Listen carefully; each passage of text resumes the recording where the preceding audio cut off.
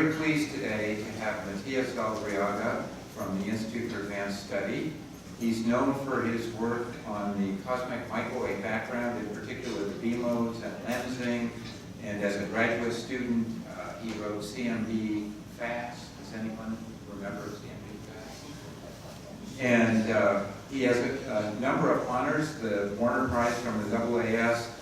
He was a Sloan Fellow, the Greboff Medal. He's a MacArthur Fellow, and was elected to the National Academy of Sciences this year. All of this, in spite of turning down an offer to the graduate program in physics at the University of Chicago. I can only imagine. I mean, it would be Nobel Prize, it would be Breakthrough Prize, it would be all kinds of other prizes had he come here. Nonetheless, he turned down our offer, went to MIT. Ed Bertschinger was his PhD supervisor. That's where he met Uroš Selčak. From MIT, he went to the Institute for Advanced Study, then to NYU, then to Harvard, and in 2009, he went to the Institute for Advanced Study. And his colloquium today has a provocative title, Challenges for Cosmological Physics After Planck. I corrected your title. Thanks. Thanks very much for the invitation to come here. It's a pleasure to be here. Yeah, unfortunately, I cannot go back in time and correct my original mistake of not coming here in the first place. But let's do that. Okay, so what I wanted to do today is to discuss a little bit what I see for cosmology in the next few years, but in the context of that, try to advertise some of the work that I have been doing, or postdocs that working with me have been doing in the last few years. For me, it's kind of it's already getting to the point where I remember when I remember when lambda CDM was not the standard model, which is kind of terrible. It shows how old I am getting. But the standard model of cosmology is 20 years old by now. So most of the young people in the audience, they never lived at a time when this was not our standard model. So 20 years ago, roughly speaking, we had this discovery of the accelerated expansion of the universe from supernovae. We had the Doppler peaks from the first balloons, boomerang and so on. So this, roughly speaking, was the status of the data 20 years ago. And at that time, roughly speaking, the composition of the universe started to become in focus. The fact that the origin of the primordial fluctuations, came from before the hot phase, they were created from before the hot phase of the Big Bang, inflation or something that you have to put there before the hot Big Bang, was already starting to be clear from the appearance of all these peaks. So the basics of our cosmological model was already started to be quite clear.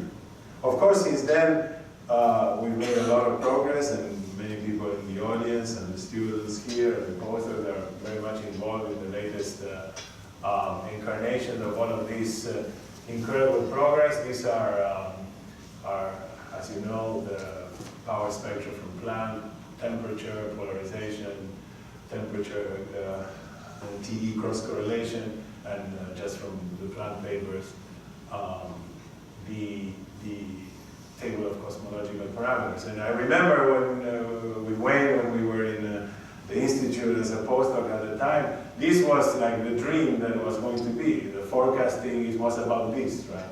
And now it has happened. We have these incredible error bars and these very sub-percent measurements of most of the cosmological parameters. And I think when you open a typical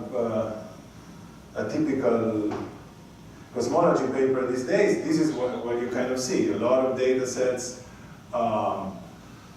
with a lot of measurements, pretty good error bars. Usually there is a line there which is just These are all, I suppose, maybe from most of them from Planck papers, but this typical paper that you will see the typical plots that you will see in a paper involve some curve, which is just what the lambda CDM model fitted to the TT, maybe even data in the previous plot.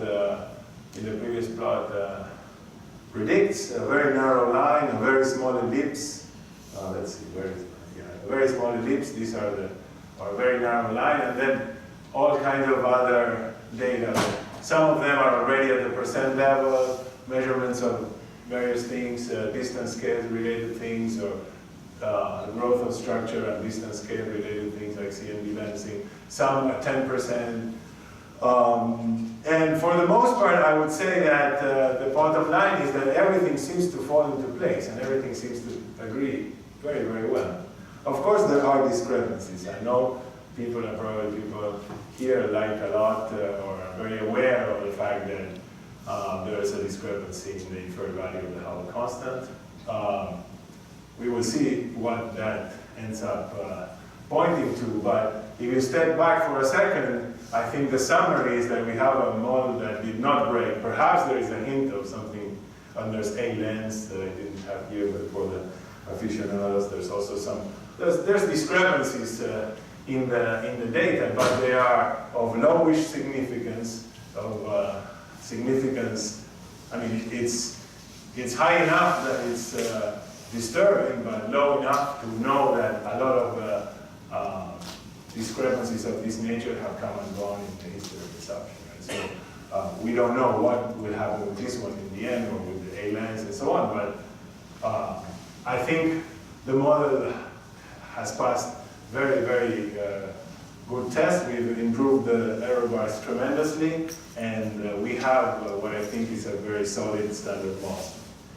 And, but the questions that we had 20 years ago, or even much before 20 years ago, about the universe, many of them are still with us. Right now we have very good measurements of the composition of the universe, but we still don't know. We haven't detected directly in the lab a dark matter particle, or know exactly when the dark matter was created, by what process. Was it in thermal equilibrium, was it not? We don't know. The dark energy, we still don't have any more characterizations other than just a single number for the amount of dark energy.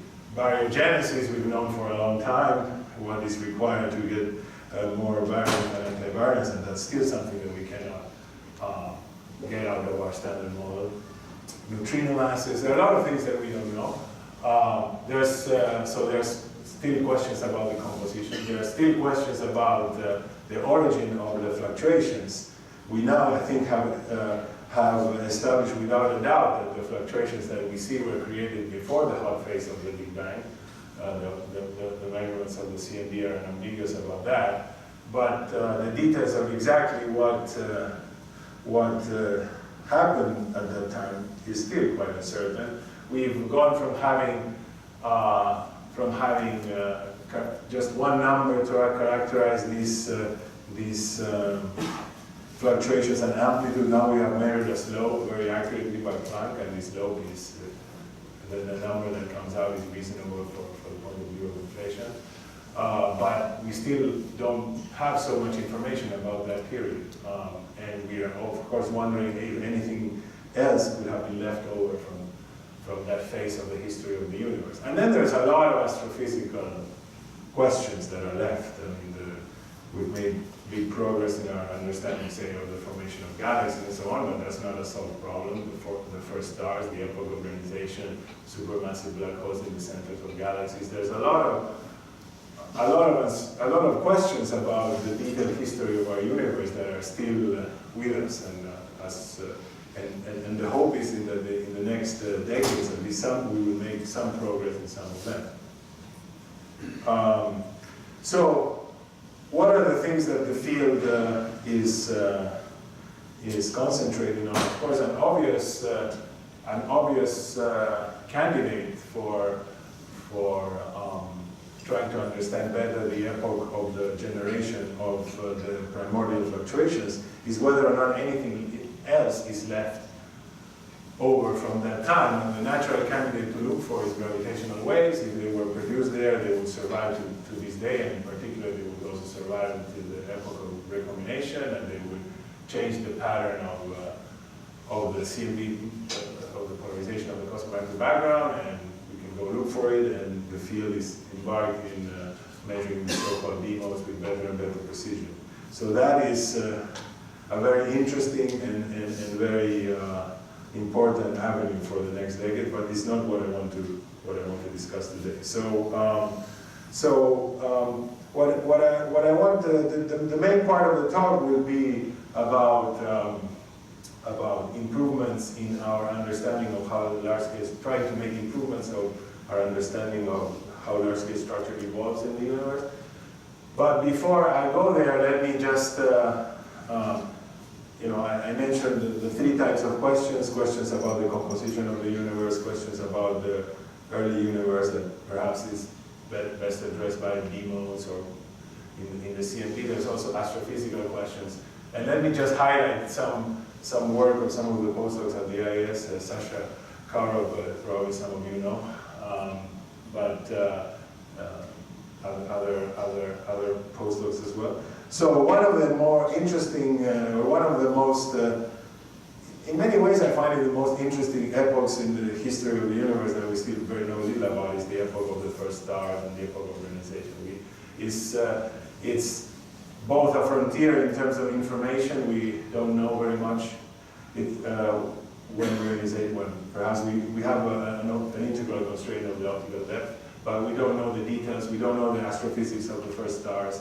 And furthermore, it could become a potentially very powerful laboratory even for fundamental physics, as I will discuss in a little while. So the epoch of realization is one of the periods in the history of the universe that we know very little about, and I think it's quite an open area that I think in the next decade there will be significant progress. But there was a recent observation by the EDGES experiment of a very peculiar phenomena. So I will talk about this because this motivated the work that I will mention in the next slide. So what they were looking at, so the hydrogen atoms in the universe after recombination, after the ratio of 1,000, they become neutral. And the population of the hyperfine levels of the hydrogen atom, the one of the 21 centimeter transition, they are for the most part coupled to the CMB. That says their relative abundance, the fact that the atoms live in the bath of the CMB. So does the temperature of the baryons. It follows the CMB until at some point they decouple from the CMB, the temperature of the baryons decouple from the temperature of the CMB, and it starts cooling faster. And so the baryons become a little bit colder than the CMB, and colder as redshift progresses, until the first stars turn on, and when the universe gets ionized, it also gets hot. But during this small period of time, there's a period of time in which the baryons are expected, or perhaps are colder than the CMB. And if the spin temperature of the hydrogen atom is more coupled to the temperature of the gas than the CMB, you should expect to see the hydrogen atoms in absorption against the backdrop of the CMB. And they went looking for that, and they saw some absorption in the context of a very large galactic foreground, so there's a lot to quibble about this experiment, but they saw a big absorption, so big that it cannot even, it's impossible to produce by a factor of a couple, too large compared to what you would produce in the standard model. And so this led a lot of people to think, oh, perhaps the baryons are getting even colder than what the standard model predicts. And so this might, the only colder thing that is supposed to be around is dark matter, and so people started thinking, well, can I couple? Let's not go down this discussion. So there was tried to make some phenomenology to make the absorption larger, which is kind of difficult. So at the moment, this is still an open question about how, if this can happen and how. But what I wanted to mention is that in the context of this, we decided to take a look again at the thermal history of the universe during this period. What is the temperature that the baryons are supposed to have? And in particular, if there is, and we discovered, what we discovered was that there was a nice piece of atomic physics that was missing in these calculations that leads the universe, if you try to cool it down by some mechanism, it makes it even harder to do. And the thing is the following. So this 21 centimeter signal happens because there's the radiation, the UV radiation from the first stars, the Lyman alpha photons, coupled the spin temperature of the hydrogen atoms by absorbing and emitting Lyman alpha photons, their population becomes coupled to the kinetic temperature of the gas. But also because through this 21 centimeter transition, the atoms are talking to the CMB itself. Now this habilitates a coupling between the bath of the CMB photons, which has a lot of energy, directly to the kinetic temperature of the gas. And this was something that, even though this calculation could have been done, more than decades ago, there's nothing, it's just some simple atomic physics, this had been neglected.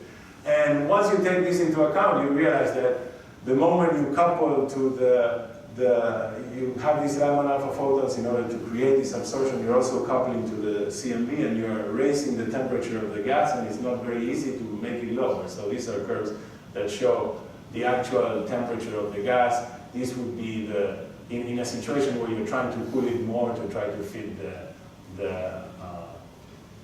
these signals, so this is the temperature as a function of redshift.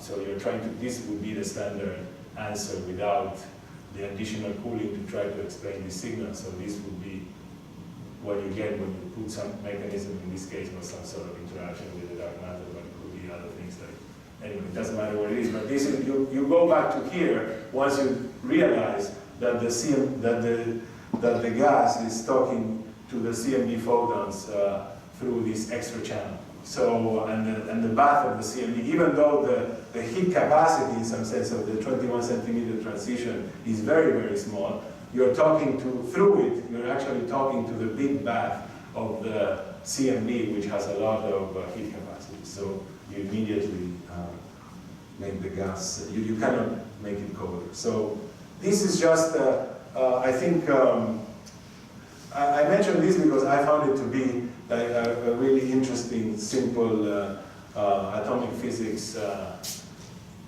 calculation that was left over. It could have been done a long time ago, and it was left over. And I think in cosmology there are plenty of these things floating around, that when data shines the light on some particular aspect, you realize that, we've all learned, these original calculations were done many, many years ago, when none of this was very important. You did the order of magnitude thing was okay. And we all learned this and learned it and relearned it. And then when data shines the light on something, suddenly it's a good time to look back and, these things that we're all learning and repeating, and just examine all of it. And you will always find, in cosmology, I think for the students and the postdocs, you will always find some hole there that if you just learn something from scratch yourself, you will be able to find some interesting effect that was neglected. So, but the bulk of my talk will be about trying to get information, additional information from about our cosmological models from the growth of structure. So, as we all know, as time goes on in the history of the universe, structure develops from the very small fluctuations in the CMB to more and more complicated structures and objects later in time, and we have been very successful, or it's not me, but my colleagues and all the people in the room, are tracing the large-scale structure of the universe in various different ways, with traditional ways would be by looking at where galaxies are distributed, but now we have lensing of the CMB, all kind of, and for the purpose of this part of the talk, lensing of the CMB is a large-scale structure probe. It's a late universe probe. It's not the CMB itself. My point of view at the moment, I would say that for the last few decades, the CMB has been so precise that these large-scale structure measurements are not really able to compete head-on with the CMB and try to constrain the things that the CMB can measure well. If you go back to the slides where there was little ellipses of parameters, there was always the CMB that was like that, and all the other things were, I mean, I'm exaggerating, not 100% true, but. So, at the current time, the measurements of the large-scale structure try to focus on places where the CMB, because of a degeneracy or because of something like trying to measure dark energy, which is in the late universe, something where the CMB is not so powerful, and there they are, is where they can shine. But the truth of the matter is that the primary CMB are almost exhausted, right? And in terms of their information content. We still have all the questions. So if we want to continue to make some progress, I think we will have to, these other techniques will have to attack the CMB head-on. The places where the CMB has made the most progress, they have to become as competitive and much better, right? That is, I think, the challenge, the big challenge for the next decades in cosmology. Try to make sure that we can bring these probes that are much more complicated from the theoretical point of view, because making predictions for them is much more complicated. The CMB is a piece of cake, right? So, Wayne and myself, we made a living and we got where we got by doing something which was very simple, right? So, unfortunately for all the young people in the audience, all the simple things were done already, right? But the same thing was said to us, to be honest, because everything was done by Zaldarriaga and people, and so you shouldn't listen to me, but you have to get better, right? We didn't need to be so good. But because the problem is harder, right? The problem is harder. And the problem is harder, and also because the CMB has been so successful, the questions are more detailed, right? We want to say, measure the neutrino mass. It's a percent level effect, right? We want to constrain the physics of the primordial fluctuation, see if there's any departure from Gaussianity that can tell us something about the model of inflation, or if inflation is what happened or not. Again, sub-percent level constraints already from Planck. So making progress on any of these things is hard for two reasons. One, because we are the effects are small and we have to dig into the more complicated regime. So I think this is quite challenging for us. And the fact that we are forced to dig into the more complicated regime, let me illustrate it with some simple numbers. So imagine you're mapping the universe, little box in small cubes. There's some maximum Fourier mode, Kmax, that you can go to. And in order to make statistical constraint comparable to Planck, you need to measure more modes than Planck. Okay, let's say 10 times more modes than Planck, just to make things significantly better. Right? And so here is just a little simple table of a redshift range, the entire volume of the universe up to that redshift, and then up to what maximum k you would have to go in order to have 10 times more modes than Planck. Very simple, okay? But just to get a number here that is 0.3 in units of H inverse megaparsec. This is the small scale you need to go just to become competitive, okay? This you can do by demanding 10 times better than Planck, or demanding that you measure some sub-percent effect, so you will end up with the same. Now, if you go to some sort of, let's just to make some simple minor thing and look at some numerical simulation just of dark matter, just to get a sense of how big the corrections to the simple linear theory that's good enough for the CMB when you go to these kind of scales. This is a ratio of the power spectrum, 2-point function of the dark matter in a numerical simulation. This is measurements divided by some linear theory. So if this was 1, it would be linear theory is correct. Okay? It has wiggles because it's been divided, the power spectrum of fluctuations have this baryonic acoustic oscillation, and it was divided by something that didn't have it. So that's so at these kind of scales, the corrections are rather large, right? So you can see it's not a small correction. And these curves here are the result of trying to do some perturbative calculation to predict this, and these are different levels of approximation, and you can see they don't seem to do anything, so they don't seem to work very well. So, but anyway, that's a matter for the later discussion with the data. But you can see that, and these scales, it's not a small effect. If you really need to push to here, you will be hunting for percent or sub-percent effect in places where the nonlinear corrections make 10, 20, 30% changes, okay?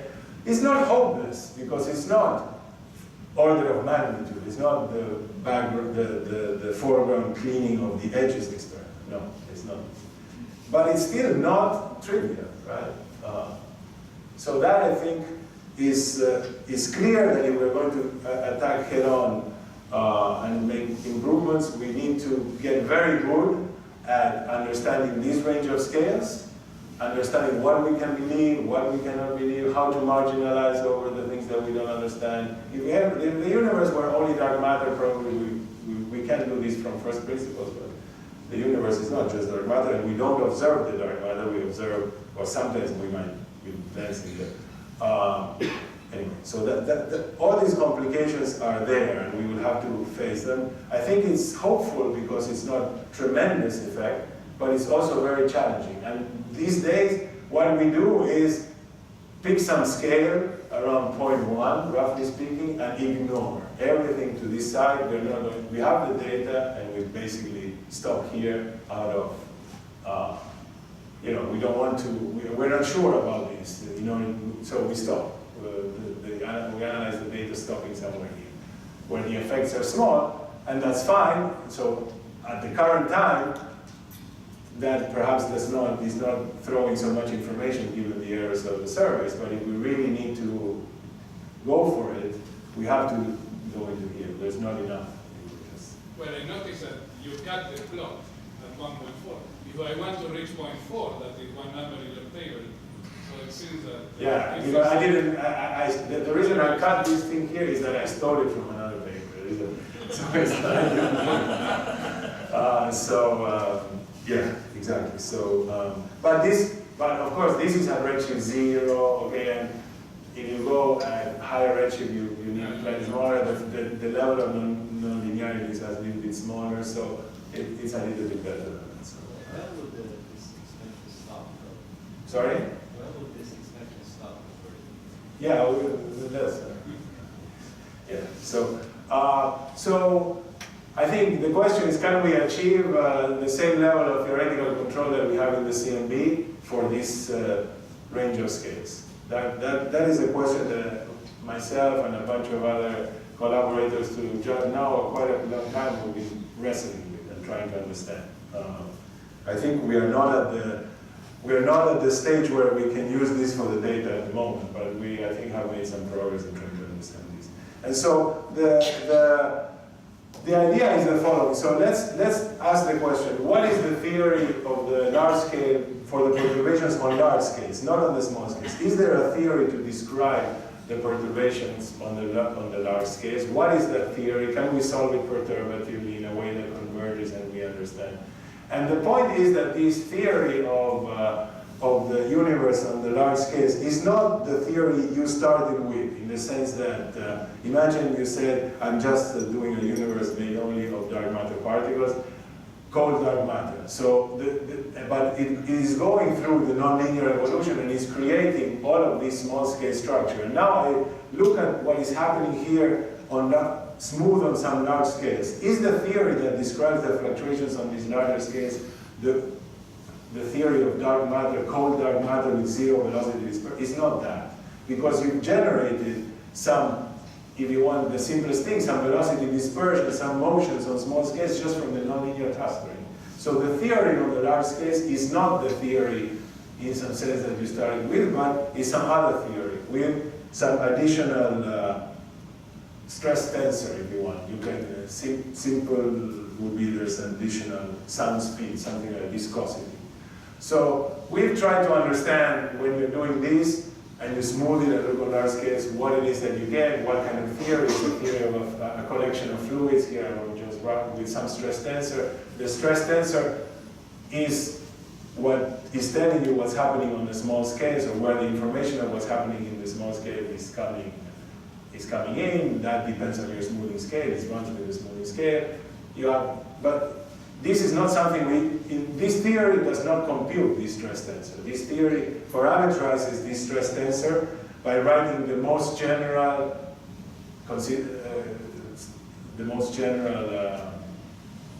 tensor with two indices that satisfy all of the symmetries, mass conservation, momentum conservation, etc., etc. You can write down an effective theory for the fluctuations on large scales and try to solve that perturbatively. But it's very important that you remember that there's some effect from the small scales. You can characterize the shape of this stress tensor that comes at each order in perturbation theory, what kind of things you need to add, and see what happens when you solve that perturbatively. So I'll give you some results from that. But this focus on trying to understand with some generality what the theory on the large scales is, and how the uncertainties of the small scales, how they propagate into the large scales, has allowed us, I think, to find various aspects of the large scale dynamics that are very immune to this, whatever the small scales are doing. And I'll give you some examples. For example, you can convince yourself using this that if you look at, for example, the phase, so the power spectrum of matter has these baryonic oscillations. The phase of the baryonic oscillation has information about the what we call ineffective, the number of relativistic degrees of freedom. I could go over why that is the case, but as you change the effective number of degrees of freedom, you induce a phase shift in the DAO oscillations, and you can immediately, with some causality arguments and so on, realize that the phase shift of the DAO is immune to the nonlinear dynamics. The nonlinear dynamics of gravity, and even if you write the most general tau ij consistent with this, you will not touch this. So measurements of the phase shift of the DAO are very immune, and people have already gone on and tried to measure it in data and trying to understand what the future might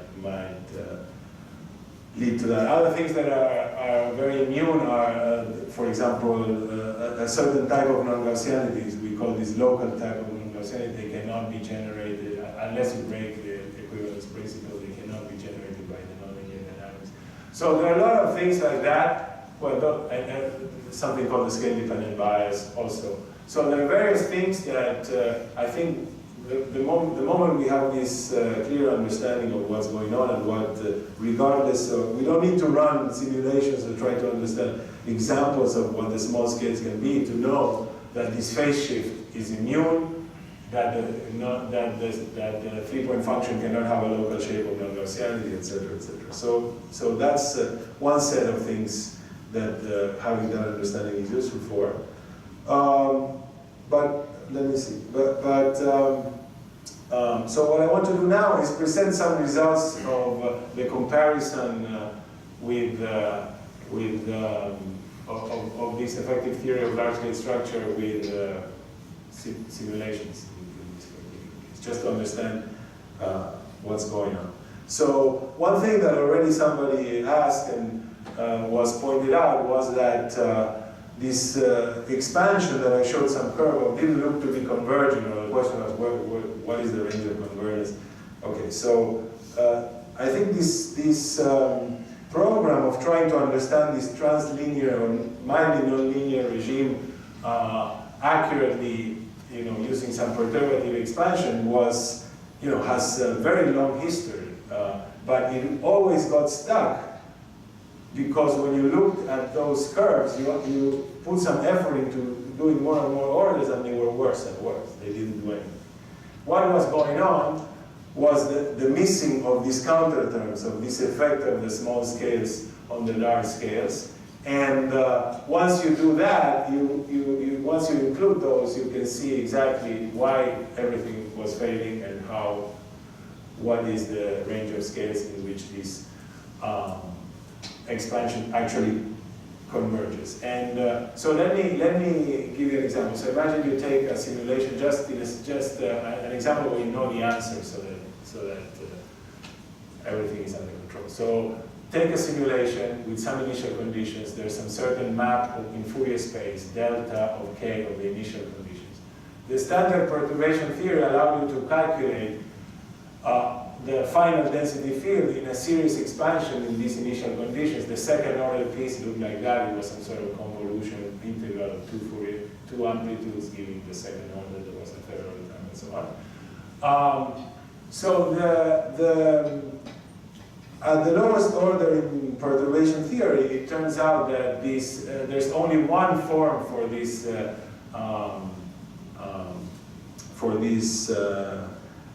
stress tensor that you have to include from the small scales. You know exactly its k dependence. What you don't know is an overall normalization. So all the uncertainty of the small scale physics enters at this order into just one number, not a number per Fourier mode, but just one number, which here I call L1. And so this first term that it has this particular shape. You can take the initial conditions and compute. It's just a full map in these final conditions whose overall normalization you don't know, but if you have the final answer, you can correlate this with the final answer and determine the value of L1. And you can, as you go to higher order, there's more and more of these terms, and you have a very well-defined procedure how many you have to keep in order to get a certain accuracy. So let me show you something. So this is the plot that I showed before, in which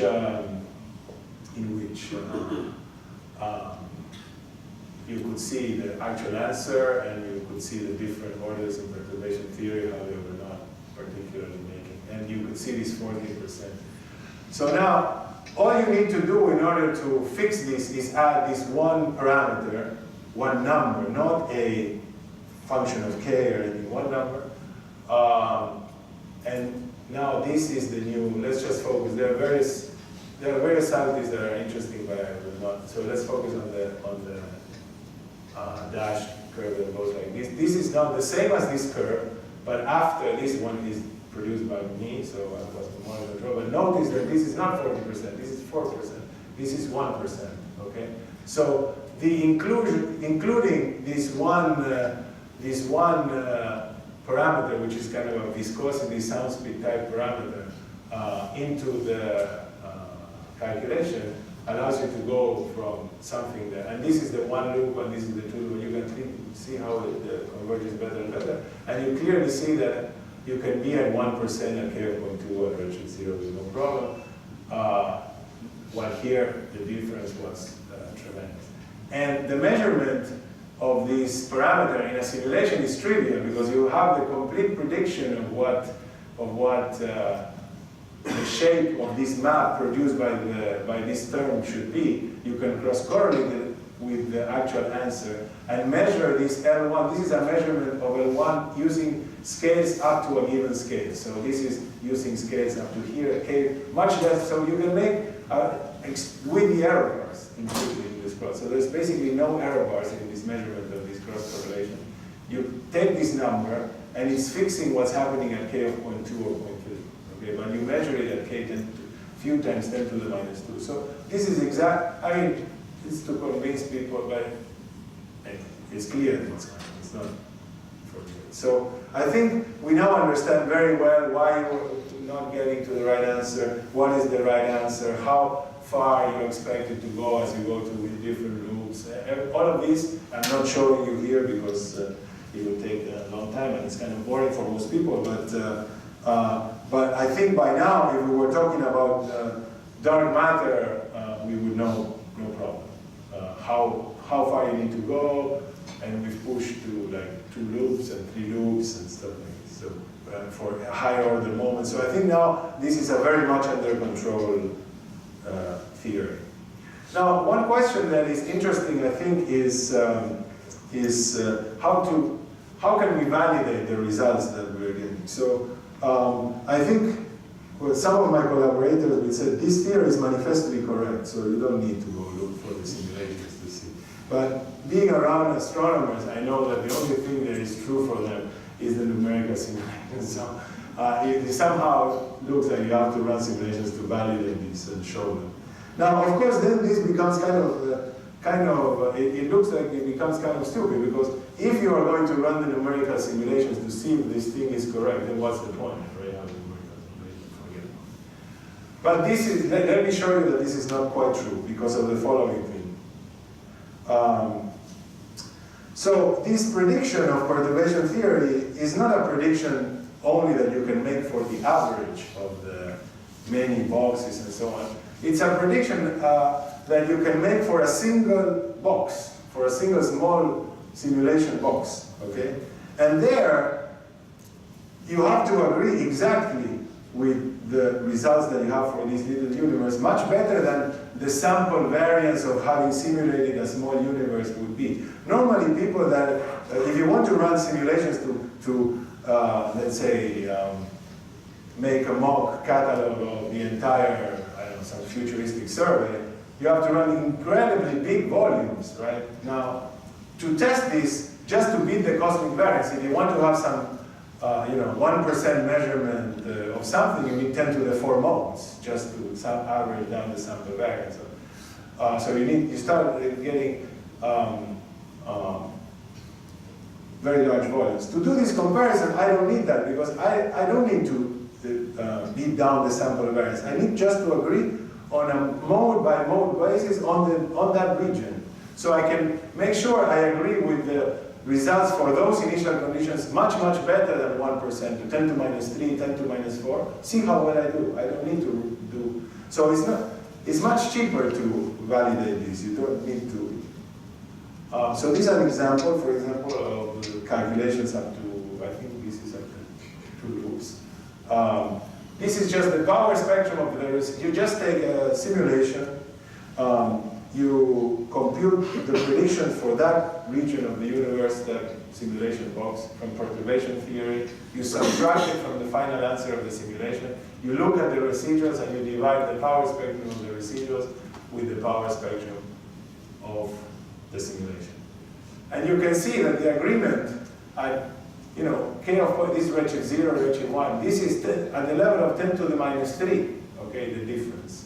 So really, on these scales, perturbation theory works incredibly well. So when we do all of these simulations, we are really basically, the true thing that we are actually simulating, or the one we need the simulation for, is just this part, this contribution, the part that perturbation theory is not capturing. There's no point in running simulations to get the linear theory or the, and you can see that most of it at K of 0.1, 99% of what's going on, even at redshift 0, is predictable, no problem, from perturbation, from the linear regime plus a little bit of few corrections. Okay? And so these can be even used to, even if you're a simulation person and you don't want to trust this perturbation theory, this first, what is being, you can get very close to this curve of error by just using whatever you're using to launch the initial conditions of your simulation, which is the perturbation theory calculation. So the extrapolation of your initial conditions to the final answer already gives you something that maybe is a factor of 2 worse than this. And you really are only simulating you should be only simulating the difference between those two things. So anyway, that's not. This works not just for the dark matter, but also works for halos. And this is a recent paper that we just finished with some of the postdoc at the IIS. And here, maybe for some of the people in more astronomers in the audience, we are very familiar with the concept of bias. That if you are, so for example, if you are measuring the clustering of galaxies, the clustering properties are not exactly the same ones as the clustering properties of dark matter, but there are some so-called bias parameters that relate the two. And the equivalent of this effective theory of large-scale structure would be the theory of these bias parameters. And there's also been a lot of progress in what are the shapes and possible allowed bias parameters that you should write. The usual thing that people do is write just what's called the linear bias. But in reality, it's a whole series expansion. And so you can, going to dark matter halos or to galaxies from initial conditions would involve both, if you wanted to do it fully perturbatively, it would involve doing the dark matter with perturbation theory and then putting galaxies with the bias prescription, but with a bias expansion that contains more terms than just the linear bias. And it turns out that this is what these plots show. The following, so these are comparisons of the natural simulation, the halo field, and some mass range, and so on, with the prediction from just this analytical thing of where the actual halos are going to be in this particular, for those particular initial conditions, etc. And you can see they look very similar. And this is similar to the plot that I had before of the error, the difference between this, between the prediction and say the simulation, normalized by, so normally people think that there is a stochasticity on where the halos are how the halos are sampling the density field that leads to Poisson fluctuations whose amplitude is typically given by 1 over the number density of the tracers. So this error normalized to the 1 over n Poisson fluctuation. As you include different number of these bias parameters, or you go to higher order in this perturbation theory.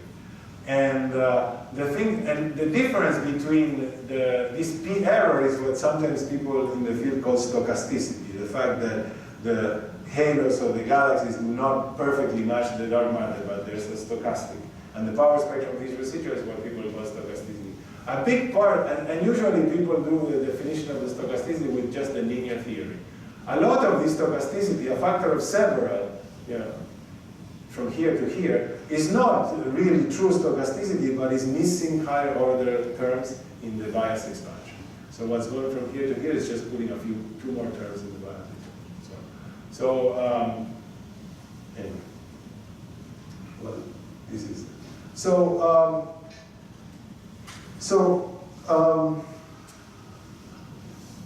So I told you a little bit about knowing how to converge to the right answer, validate the results, but also I want to tell you about some recent advances that we had in terms of the computational speed for these predictions and the accuracy with which we can make them. And just to highlight,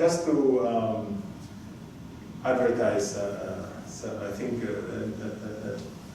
an interesting idea that also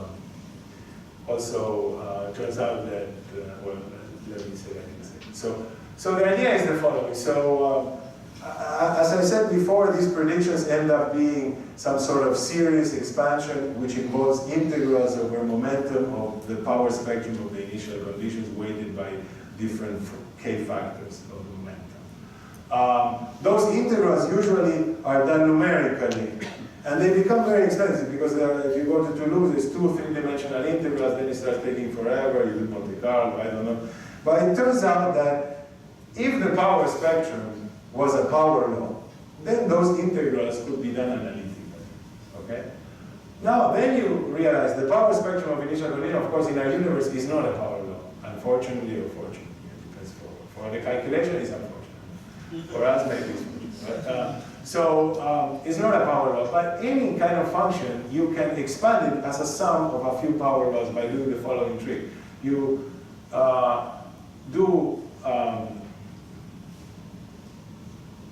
you use e to the log k as your variable.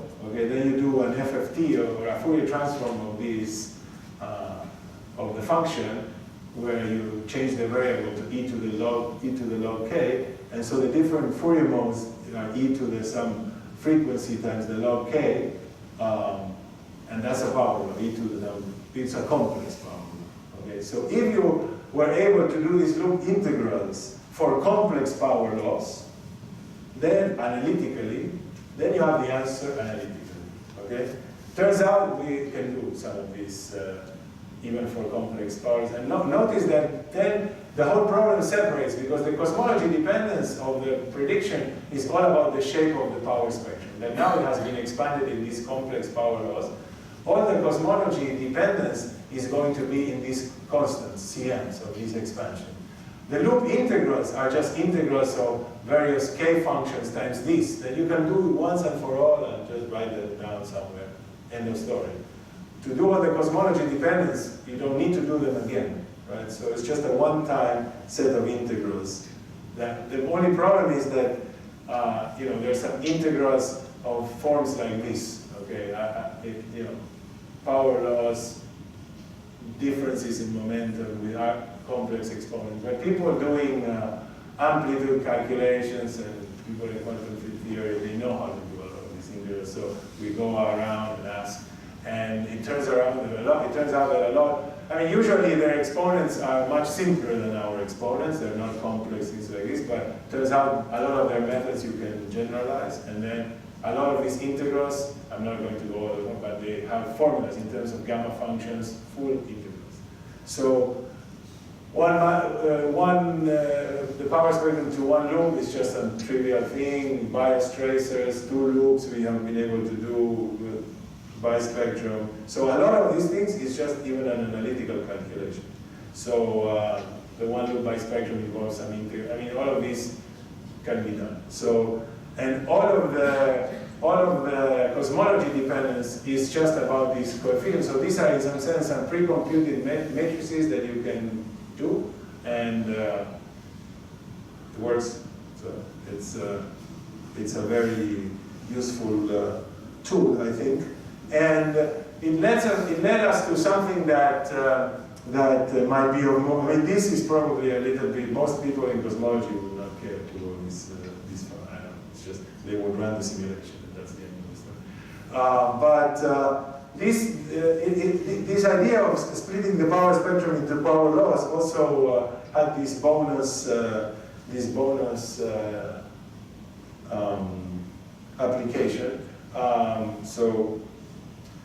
So for a lot of the surveys and that are coming in the near future, we end up measuring, usually, many times we measure projected observables. So with some integral along the line of sight of something, I don't know, the density of matter or something like that, maps. And when you actually do these predictions, so then we end up computing spherical harmonics of this map, okay? And which is some projection along the line of sight with some window of something, which involves these Bessel functions. I mean, the people in the audience that do this kind of thing are very familiar with these Bessel functions. And then the moment you start computing 2-point functions, 3-point functions, you end up with these integrals of Bessel functions that are very oscillatory as a pain. And the thing, especially the 3-point function, takes forever.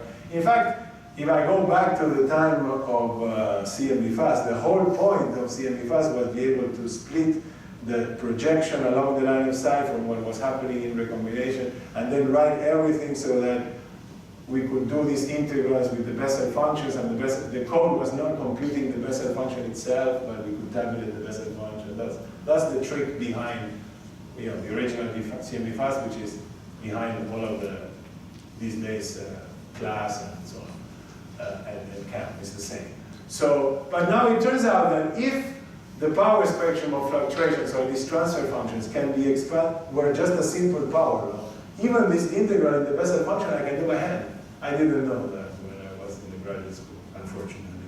Because now I have a little code that will do the line of sight integral by hand by doing this. But anyway, now it's too late now it's too late to use this.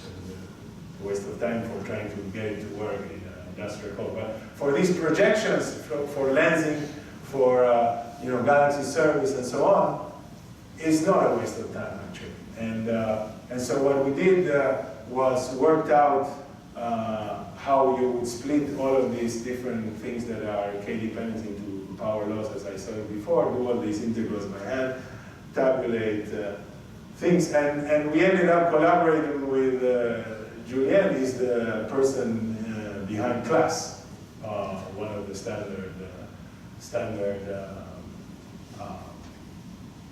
codes that everybody uses to do. And the reason to have this fast is because you then do this, you put this into some Markov chain of the Carlo where all the time asking, and it takes for, you have to make a lot of predictions. And so this is from our paper with him. So this is completely fair in that he replaced whatever class had, which had been optimized and everything to be the fastest possible, with this algorithm. He was not the inventor of it. He was just so. And so all of these, time improvements that you see here, which are sometimes 2 orders of magnitude and so on, is legit. It's not just it was. And this code, I think he will put it in a version of class that will be available for everybody. So I think again, there are still tricks of this nature that are still around to be discovered in cosmology. So yeah, I think I need to let me wrap up by saying the following. So let me summarize. We have a standard model that has been around for us for decades, but there's many of the unanswered questions, or most of them, are still with us. I think the interesting questions in cosmology are now all about small effects, and to make significant progress in many of them, we have to bring large-scale structure, experiment, and theory to be able to compete with the CMU, which is a major step, I think. I've been playing around with trying to understand the mildly nonlinear regime of structure formation better. I think it's possible to understand it better. I think there's a lot of things we can say. We don't understand much better what is robust, what is not robust. So I think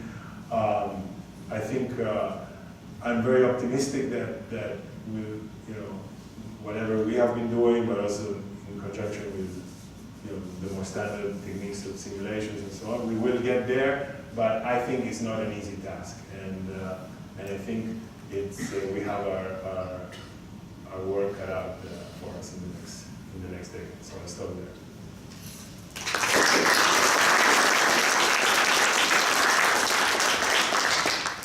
So we have been bribed by the dean. The dean has a lavish reception out there for us where we will have our question and answer period, because the dean wants this room. So let's thank Matias again, and then surround him outside at the lavish reception.